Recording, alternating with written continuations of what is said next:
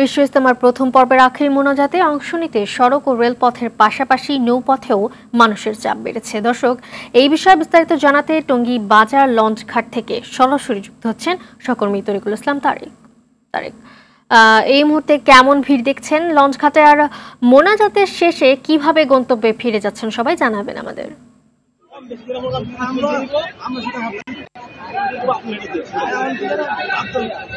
মালি, আপনি জানেন যে বিশ্ব ইজতেমার যে প্রথম পর্বের প্রথম ধাপের যে কার্যক্রম সেটি কিন্তু আজকে বেলা 9:30টার দিকে মোনাজাতের মাধ্যমে সম্পন্ন হয়েছে এবং আগামীকালকে কিন্তু 3 তারিখ থেকে কিন্তু আবার প্রথম পর্বের যে দ্বিতীয় ধাপের কার্যক্রম সেটি শুরু হবে। এবং আমি যে আজকে সকাল থেকে দেখতে পাচ্ছি যে এই যে মহাসড়কে যে যানবাহন নিয়ন্ত্রণ করা হয়েছে তার ফলে কিন্তু নৌপথে কিন্তু অনেকটা চাপ বেড়েছিল এবং আমরা সকাল থেকে দেখতে পেয়েছি এই টঙ্গী বাজার এলাকায় কিন্তু নৌপথে অনেক লঞ্চ এবং ট্রলারের মাধ্যমে কিন্তু ঢাকার আশপাশ থেকে অনেক মানুষ এসেছে বিশ্ব ইজতেমার যে প্রথম পর্বের প্রথম ধাপের যে আখেরি মোনাজাত সেটিতে অংশগ্রহণ করার জন্য। এছাড়াও কিন্তু আমরা গতকাল রাত থেকে কিন্তু দেখতে পেয়েছি মহাসড়কের আশপাশে যে অলিগলিগুলো ছিল সেগুলো কিন্তু মানুষজন কিন্তু তারা বিছানা করে কিন্তু জায়গা দখল করে রেখেছিল এই ইজতেমার যে আখেরি মোনাজাত সেটিতে অংশগ্রহণ করার জন্য। এবং সড়ক মহাসড়কে যে